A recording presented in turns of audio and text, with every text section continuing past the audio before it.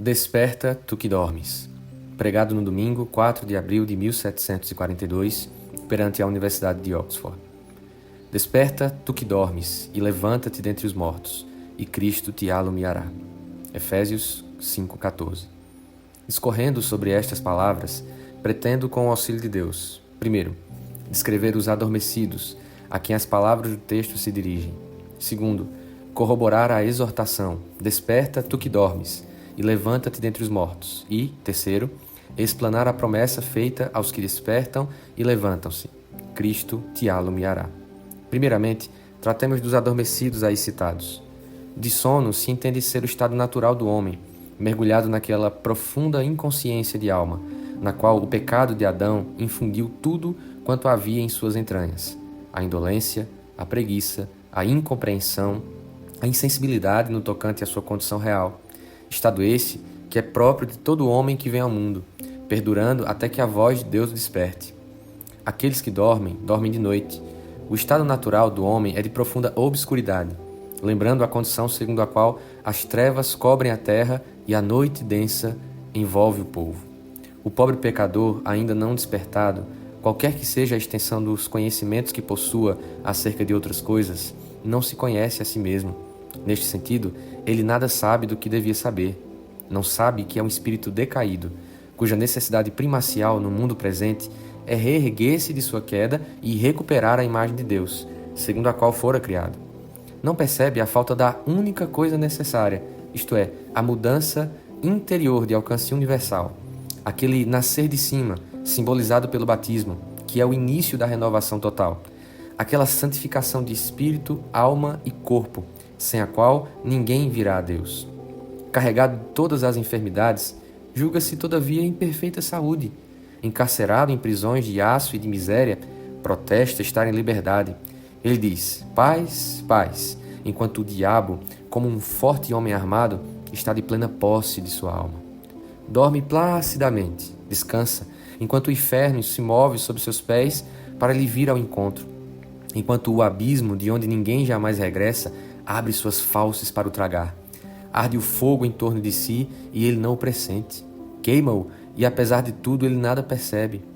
Por adormecido, entendemos, pois, e provera a Deus que todos nós o compreendêssemos do mesmo modo, o pecador satisfeito com seus pecados, contente com permanecer em seu estado de queda, com viver e morrer sem nunca refletir a imagem de Deus, o que ignora sua enfermidade e o remédio único que o pode curar, o que nunca foi advertido ou que nunca atentou para a voz de Deus que o aconselha a fugir da ira vindoura, o que jamais notou que estava exposto ao perigo do fogo do inferno ou que jamais clamou do mais profundo de sua alma: que devo eu fazer para me salvar? Se o que dorme não for exteriormente viciado, seu sono será habitualmente o mais profundo de todos, quer seja ele do espírito de Laodiceia, nem frio nem quente, mas um pacífico, racional, inofensivo, prestimoso, adepto da religião de seus pais, quer seja zeloso e ortodoxo e, conforme a mais rigorosa seita de nossa religião, viva como um fariseu, isto é, de acordo com o perfil farisaico da narrativa neotestamentária, quer seja como o que a si mesmo se justifica, trabalhando por estabelecer sua própria justiça como fundamento de sua aceitação por parte de Deus. Profundo lhe decorrerá o sono. Assim é aquele que, tendo a forma de piedade, nega o poder dela, ainda que provavelmente a ultraja onde quer que ela se manifeste, qualificando-a como uma simples extravagância e pura ilusão. Entretanto, o infeliz enganador de si mesmo dá graças a Deus, porque não é como os demais homens, que são adúlteros, injustos e ladrões. Não, ele não faz mal a ninguém, jejua 2 vezes por semana, usa de todos os meios da graça, é assíduo à igreja e aos sacramentos, e paga o dízimo de tudo quanto tem. Faz todo o bem que está em suas mãos fazer. No tocante à justiça da lei, ele é irrepreensível. Nada lhe falta de piedade, mas de poder. Nada lhe falta de religião, mas de espírito. Nada lhe falta de cristianismo, mas de verdade e vida. Não sabe, entretanto, o cristão desse tipo, que, por mais altamente estimado que possa ser em meio dos homens, é todavia abominação à vista de Deus e herdeiro de todos os ais com que o Filho de Deus denunciou ontem, verbera hoje e estigmatizará para sempre os escribas e fariseus hipócritas? É ele que limpa o exterior do copo e do prato, deixando seu interior cheio de rota imundície. Uma enfermidade horrível pesa ainda sobre ele, de sorte que seu exterior é deplorável. Nosso Senhor, com propriedade, o compara a um sepulcro branqueado, que parece formoso por fora, mas, não obstante a boa aparência, está cheio de ossos e de toda a podridão. Os ossos, a bem dizer, não estão secos. Os nervos e as carnes recobrem-nos e exteriormente os envolve a pele. Neles não há, porém, sopro, nada do Espírito do Deus vivo. E, se alguém não possui o Espírito de Cristo, esse tal não é dele. Vós sois de Cristo, se é que o Espírito de Deus habita em vós. Mas se isso não se dá, Deus sabe que estáis ainda mortos. Este é outro característico do adormecido, de que fala o texto. Ele habita o mundo dos mortos, embora não saiba. Está morto para Deus, morto em delitos e pecados. Porque ter a mente carnal é estar morto. Como está escrito, por um homem entrou no pecado no mundo, e pelo pecado a morte. Assim a morte passou a todos os homens. Não só a morte temporal, mas também a morte espiritual e eterna. No dia em que comeres, disse Deus a Adão, tu certamente morrerás. Não corporalmente, a não ser que se leve em conta que ele então se tornou mortal, mas espiritualmente. Perderás a vida de tua alma, morrerás para Deus, serás separado dele, que é a vida essencial e a felicidade. Deste modo, foi primeiro dissolvida a união vital de nossa alma com Deus, de sorte que, em meio à vida natural, estamos agora em estado de morte espiritual. Neste estado permaneceremos até que o segundo Adão se torne para nós em espírito vivificante, até que ele levante o morto em pecado, em prazeres, riquezas e honras. Mas, antes que qualquer alma possa viver, o pecado primeiro ouve, preste atenção, a voz do Filho de Deus, torna-se sensível a seu estado de perdição e recebe a sentença de morte. Reconhece estar morto conquanto viva, morto para Deus e para todas as coisas de Deus, não tendo mais força para praticar as ações de um cristão vivo do que o corpo morto tenha para cumprir as funções de um homem vivo. E ainda mais certo é que o morto em pecados não tem os sentidos exercitados para discernir espiritualmente o bem e o mal. Tendo olhos, ele não vê, tendo ouvidos, não ouve, não prova e vê que o Senhor é benigno. Ele jamais viu a Deus, nem ouviu sua voz, nem tocou o verbo da vida. Em vão ressoa em torno o nome de Jesus, como unguento derramado e todos o seu vestuário tem calando a mirra, aloés e cássia. A alma que dorme o sono da morte não tem percepção de nenhuma coisa dessa espécie. Seu coração perdeu o sentimento e nada compreende desses fatos. Desprovido assim de senso espiritual, não retendo o conhecimento espiritual, o homem natural não recebe as coisas do Espírito de Deus. E tão longe está de as aceitar, que aquilo que discerne espiritualmente lhe soa como loucura. Não contente de ser profundamente ignorante das coisas espirituais, ele nega mesmo a existência delas. A própria sensibilidade espiritual lhe parece ser a loucura das loucuras. Como, pergunta ele, podem ser essas coisas? Como pode algum homem saber que está vivo para Deus? Do mesmo modo que sabes que teu corpo agora está vivo. A fé é a vida da alma. Se tu tens esta vida palpitante em ti, não tens necessidade de sinais para evidenciá-la a ti mesmo, pois aquela divina consciência testifica de Deus o que é mais do que 10 milhares de testemunhos humanos, e de mais valia que todos eles. Se o Espírito não testifica no presente com o teu espírito seres filho de Deus, que ele te convença a ti, pobre pecador, ainda não despertado pela demonstração do seu poder e que tu és filho do diabo. Se produzissem agora um rumor e um estremecimento e os ossos se reunissem, achegando-se cada osso a seu osso, então, vinde dos 4 ventos, ó sopro, e soprai estes espojos para que revivam, e não endureçais os vossos corações, resistindo ao Santo Espírito, que agora vem convencer-vos do pecado, porque não credes no nome do unigênito Filho de Deus. Assim, desperta, tu que dormes, e levanta-te dentre os mortos. Deus agora te chama pela minha boca e ordena que conheças por ti mesmo, tu, espírito decaído, teu verdadeiro estado e a coisa única que te importa sobre a terra. Que esperas tu, ó adormecido? Levanta-te, invoca o teu Deus para que teu Deus atente para ti e não pereças. Uma tempestade brava se forma por cima de ti e tu estás assentado nas profundezas da perdição, no abismo do juízo de Deus. Se queres escapar a esses perigos, arranca-te do meio deles. Julga-te a ti mesmo e não serás julgado pelo Senhor. Desperta, desperta. Levanta-te neste momento para que não aconteça teres de beber pela mão do Senhor a taça do seu furor. Move-te ao encontro do Senhor para que o Senhor, tua justiça, te possa salvar. Levanta-te do pó. Enfim, que o terremoto da tempestade de Deus te abale.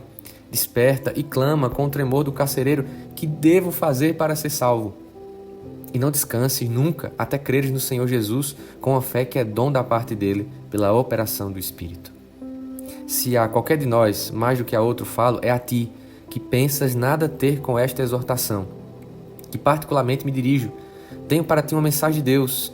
Em seu nome eu te conjuro a fugir da ira vindoura. Vê, alma ímpia, tua imagem de condenado Pedro, assentado na masmorra escura, entre soldados, ligado com 2 cadeias, sentinelas postas em frente à porta, guardando a prisão.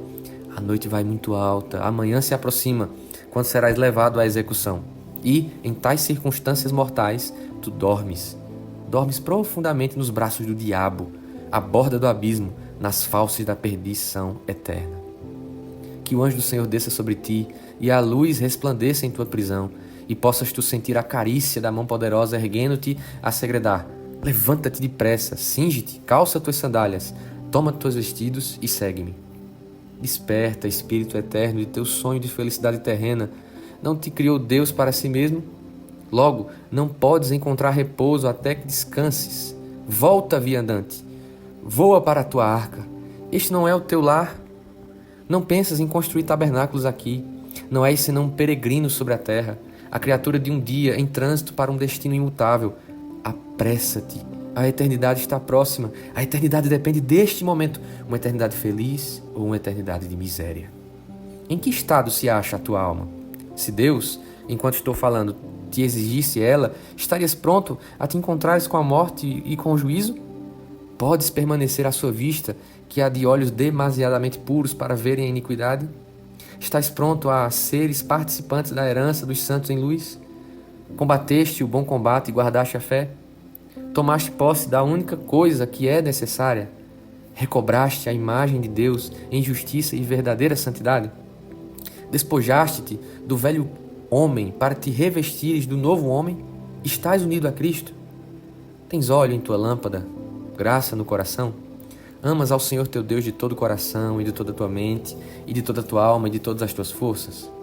Há em ti aquela mente que havia também em Cristo Jesus? És na verdade cristão, isto, uma nova criatura? O que era velho passou, agora se fizeram novas todas as coisas? És participante da natureza divina? Não sabes que Cristo está em ti, a não ser que esteja reprovado? Não sabes que Deus habita em ti e tu em Deus pelo Espírito que Ele te concedeu? Não sabes que teu corpo é templo do Espírito Santo que tu tens mediante comunicação da parte de Deus? Tens o testemunho em ti mesmo, penhor de tua herança? Recebeste o Espírito Santo ou te surpreendes com a pergunta, nem sabendo sequer que haja um Espírito Santo? Se te ofendes, esteja descansado. Tu nem és cristão, nem desejas sê-lo. Até mesmo tuas orações se envolvem em pecado e tens solenemente zombado de Deus neste dia, suplicando a inspiração de seu Espírito Santo, quando nem crês que haja uma tal coisa a ser comunicada. Sim, firmado na autoridade da palavra de Deus de nossa igreja, repito a pergunta: recebestes o Espírito Santo? Se não o recebestes, ainda não és cristão. Porque cristão é o homem ungido com o Espírito Santo e com poder. Não te fizeste ainda participante da religião pura e imaculada. Sabes que religião é esta? É a participação da natureza divina, a vida de Deus na alma humana, Cristo formado no coração, Cristo em ti, a esperança da glória, felicidade e santidade, o céu começando na terra, o reino de Deus em ti, consistindo não em comida nem bebida, nem em coisas materiais, mas em justiça e paz e gozo no Espírito Santo. Um reino eterno estabelecido em tua alma, a paz de Deus que excede a toda compreensão, um gozo indizível e cheio de glória. Sabes que em Jesus Cristo nem a circuncisão vale coisa alguma, mas a fé que opera por amor. Mas o ser uma nova criatura, sentes necessidade de mudança interior, de nascimento espiritual, de vida que tome o lugar da morte, da santidade? Estás profundamente convencido de que sem esta ninguém verá a Deus? Estás trabalhando por alcançá-la, usando de toda a diligência para fazer certa tua vocação e eleição, operando tua salvação com temor e tremor e agonizando por entrar pela porta estreita? Estás ansioso acerca de tua alma?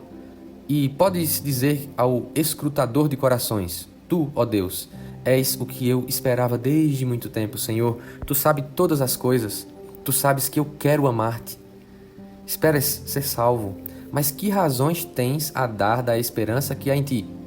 Será porque não causaste prejuízo, ou porque fizeste grande cópia do bem, ou porque não és como os demais homens, mais sábio, ou erudito, ou honesto e moralmente bom, estimado do povo e de reputação ilibada? Ai, a soma de tudo isso jamais te louvará ou te levará a Deus. À sua vista, isso é tão vão como a própria vaidade. Não conheces a Jesus Cristo, a quem Deus enviou? Não te ensinou Ele que é pela graça, pois que sois salvos pela fé, e isto não vem de vós, é dom de Deus, não vem das obras, para que nenhum homem se glorie? Como fundamento de toda a tua esperança, não recebeste a palavra fiel, segundo a qual Jesus Cristo veio ao mundo para salvar os pecadores? Não compreende o que significa: não vim chamar os justos, mas os pecadores ao arrependimento.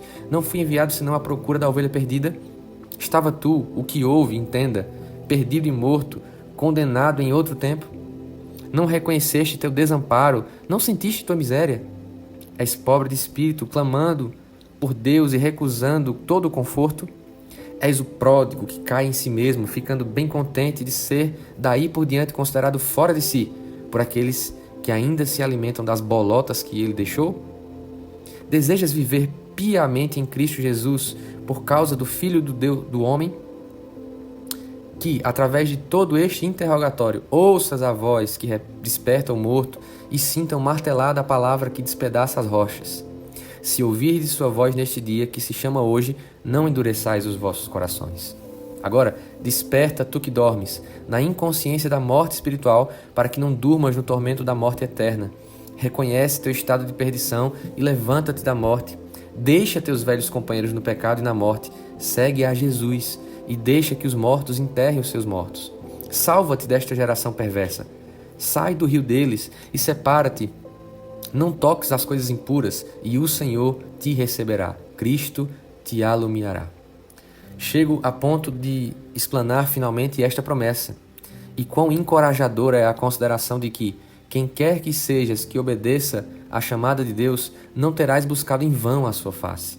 Se tu agora despertas e te levantas da morte, Ele correrá e te alumiará. O Senhor te dará a graça e glória, a luz da sua graça aqui e a luz da sua glória quando receberes a coroa inacessível. Tua luz irromperá como a aurora e as tuas trevas serão como o meio-dia. Deus, que faz a luz brilhar em meio às trevas, luzirá em teu coração para dar a conhecer a glória de Deus na face de Jesus Cristo. Neles, o temor do Senhor fará levantar-se o sol da justiça, trazendo a salvação em suas asas. Naquele dia se te dirá: levanta-te, brilha, porque tua luz vem e a glória do Senhor se levanta sobre ti. Porque Cristo revelar-se-á em ti e Ele é a verdadeira luz. Deus, que é luz, dar-se-á a ti, mesmo a todo pecador que desperte e por ele suspire. Serás então um templo do Deus vivo. Cristo habitará em teu coração pela fé.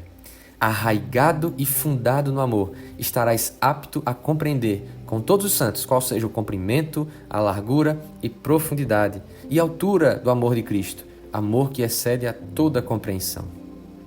Vede vossa vocação, irmãos. Somos chamados a ser a habitação de Deus mediante seu Espírito, e pelo seu Espírito habitamos em nós, tornamos-nos capazes de ser santos, desde agora e participantes da herança dos santos em luz. Como não majestosamente vastas são as promessas feitas a nós e já no presente em nós cumpridas, em nós os que cremos, porque pela fé recebemos não o Espírito do mundo, mas o Espírito de Deus, a súmula de todas as promessas, para que possais conhecer as coisas que vos são dadas livremente por Deus. O Espírito de Cristo é o grande dom que, em várias ocasiões e de diferentes maneiras, Deus prometeu ao homem e efetivamente o tem comunicado, a partir do tempo da glorificação do mesmo Cristo. Essas promessas, feitas antes aos pais, Deus as cumpriu neste modo: porei meu Espírito dentro de vós e os farei andar em meus estatutos. Ezequiel 26, 27. Derramarei água sobre o sedento e torrentes sobre o terreno árido. Derramarei meu Espírito sobre tua semente e minha bênção sobre tua descendência. Isaías 44, 3. Todos vós podeis ser testemunhas vivas destas coisas. da remissão dos pecados e do dom do Espírito Santo. Se podes crer, todas as coisas são possíveis ao que crê. Qual dentre vós é o que teme ao Senhor e ainda anda em trevas e não em luz? Pergunto-te, em nome de Jesus, crês que o seu braço não se retraiu de todo? Crês que ele ainda é poderoso para salvar, sendo o mesmo ontem, hoje e para sempre? Crês que ele tem o poder sobre a terra de perdoar pecados? Filho, tem bom ânimo, teus pecados são te perdoados. Deus, por amor de Cristo, te perdoou. Recebe isto. Não como palavra humana, mas certamente como palavra de Deus, o que é, na realidade, é. E serás justificado livremente mediante a fé. Serás também santificado pela fé que há em Jesus, e sobre ti será aposto o selo divino, em testemunho de que Deus nos deu a vida eterna, e que esta vida está em seu Filho. Irmãos, deixai que vos fale livremente e sofrei a palavra desta exortação, embora partindo de um dos últimos da hierarquia da igreja. Vossa consciência vos testifica no Santo Espírito que essas coisas são assim, se é que já provaste que o Senhor é benigno. Esta é a vida eterna, conhecer o único e verdadeiro Deus e a Jesus Cristo, a quem Ele enviou. Este conhecimento experimental, e só este conhecimento é o verdadeiro cristianismo. Quem recebeu o Espírito Santo é cristão, quem não recebeu não é cristão. Não é possível recebê-lo e depois disto ainda não o conhecer, porque naquele dia, quando Ele vier, diz o Senhor, conhecereis que estou em meu Pai, e vós em mim, e eu em vós. Este é aquele Espírito de verdade que o mundo não pode receber, porque não o vê nem o conhece, mas vós o conheceis, porque habita em vós e estará em vós. João 14:17. O mundo não pode recebê-lo, mas, ao revés, contendendo e blasfemando, absolutamente rejeita a promessa do Pai. Mas todo espírito que não o confessa não é de Deus. Sim, este é o espírito do anticristo, acerca do qual tendes ouvido que virá ao mundo, e já agora está no mundo. Quem quer que negue a inspiração do Cristo, do Espírito Santo, ou negue que a comunicação do Espírito de Deus seja o privilégio comum de todos os crentes, a bênção do Evangelho, o dom indizível, a promessa universal, o critério pelo qual se mede o real cristão, é o anticristo. De nada lhes aproveita o dizer: não negamos a assistência do Espírito de Deus, mas apenas essa inspiração, a recepção do Espírito Santo de maneira sensível. É somente a sensação do Espírito, o ser movido pelo Espírito ou cheio dele, que negamos ter qualquer fundamento em sólida religião. Mas somente com o negardes isto, negais toda a Escritura, toda a verdade, toda a promessa e o testemunho de Deus.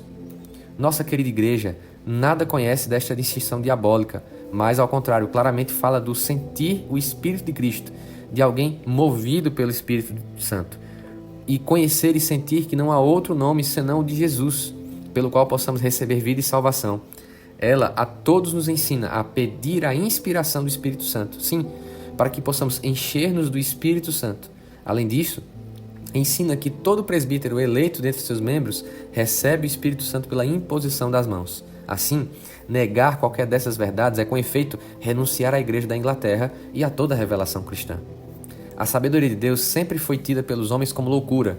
Nada de admirável há, portanto, no fato de que o grande mistério do Evangelho está agora oculto aos sábios e entendidos, exatamente como estivera nos tempos antigos.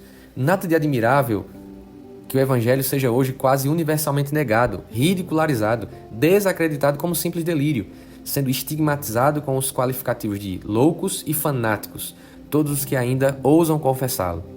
Esta é a decadência que deveria vir, a apostasia geral dos homens de todas as condições e categorias, que vemos agora avassalando a terra. Percorre abaixo e acima as ruas de Jerusalém e vê se achas um homem que ame o Senhor teu Deus de todo o teu coração e o sirva com todas as suas forças. Como nossa terra geme, não olhamos para trás, debaixo do transbordamento da iniquidade. Quanta vilania de toda espécie se comete a cada passo, e, o que mais é, com impunidade por aqueles que pecam ostensivamente, gloriando-se da sua ignomínia. Quem pode contar os juramentos, as maldições, as profanações, as blasfêmias, a mentira, a calúnia, a maledicência, as quebras do domingo, a glutonaria, a bebedice, a vingança, a prostituição, os adultérios e várias impurezas, as fraudes, a injustiça, a opressão, a extorsão que cobrem nossa terra, submergindo-a como um dilúvio? Mesmo entre os que se têm guardado isentos das abominações mais grosseiras, quanta ira e orgulho, quanta preguiça e egoísmo, quanta moleza e efeminação, quanta luxúria e indulgência, quanta cobiça e ambição, Quanta sede de louvor, quanto amor ao mundo, quanto receio do homem não lhe jazem no íntimo. Ao mesmo tempo, quão pouco há de verdadeira religião. Porque onde está o que ama a Deus ou ao próximo na medida do mandamento que nos deu o Senhor? De um lado estão os que nem chegam a ter a forma de piedade. De outro estão os que possuem apenas a forma. Ali são os sepulcros abertos, aqui os sepulcros banqueados. De modo que, em qualquer ato, onde quer que se forme algum ajuntamento do povo, temo que o público de nossas igrejas não faça exceção, facilmente se pode perceber que de uma parte estão os saduceus e de outra os fariseus. Uns dando tão escassa importância à religião como se não houvesse ressurreição, nem espírito, nem anjos, e os outros dela falando ou fazendo simples forma de vida, um jogo estúpido de cerimônias externas, sem a verdadeira fé, nem amor de Deus, nem gozo do Espírito Santo. Prouvera a Deus que nos excetuássemos nós, os que não nos encontramos neste lugar. Irmãos, o desejo de meu coração e a minha oração a Deus, em vosso benefício, é que sejais salvos desta onda de impiedade e que suas vagas orgulhosas se possam deter aqui. Entretanto, está na verdade acontecendo isto? Deus, em nossa própria consciência, sabe que esta não é a realidade. Não vos tendes guardados puros. Corruptos também o somos nós e abomináveis, e poucos são os que têm melhor entendimento, poucos os que adoram a Deus em espírito e em verdade. Também somos uma geração que não aplica o coração retamente e cujo espírito não se firma solidamente em Deus. Deus nos qualificou como o sal da terra, mas, se o sal perder seu sabor, para nada mais presta, senão para ser lançado fora e pisado pelos homens. E não visitarei essas coisas, diz o Senhor? Minha alma não tomará a vingança de uma nação como esta? Sim, não sabemos quanto tempo falta para que ele ordene a espada. Espada, fere através desta terra. Deus nos tem dado muito tempo para o arrependimento. Deixa-nos ele por este ano também, avisando-nos todavia e despertando-nos por meio do trovão. Seus juízos estão divulgados na terra e temos toda razão de esperar o mais grave de todos, os arrependamos, pois, e façamos as primeiras obras, a não ser que voltemos ao princípio da reforma, à verdade e simplicidade do Evangelho. Talvez estejamos resistindo ao derradeiro esforço da graça divina para salvar-nos. Talvez estejamos quase a encher a medida de nossas iniquidades, rejeitando o conselho de Deus contra nós mesmos e expulsando seus mensageiros. Ó Deus, em meio da ira, lembra-te de tuas misericórdias. Sê glorificado em nossa emenda e não em nossa perdição. Que atendamos à correção e aquele que a inflige. Agora que teus juízos se acham divulgados na terra, que os habitantes do mundo aprendam a justiça. Meus irmãos, é tempo de despertarmos do sono, antes que soe a grande trombeta do Senhor e nossa terra se transforme em campo de sangue. Que vejamos rapidamente as coisas que nos possam assegurar a paz antes que elas se ocultem a nossos olhos. Volta-te para nós, ó bom Deus, e cesse tua ira. Ó Senhor, olha dos céus, considere em visita a tua vinha e faz-nos conhecer o tempo de nossa visitação. Ajuda-nos, ó Deus, de nossa salvação para a glória de teu nome. Liberta-nos e sê misericordioso em face de nossos pecados, por amor de teu nome, e assim não nos afastaremos de ti. Faz-nos viver e invocaremos o teu nome. Volta-te, Senhor, Deus dos exércitos. Mostra-nos a tua face e seremos sanados. Agora, aquele que é capaz de fazer muito mais do que tudo quanto podemos pedir ou pensar, segundo o poder que opera em nós, a ele seja a glória na igreja por Jesus Cristo, em todos os tempos, até a consumação dos séculos. Amém.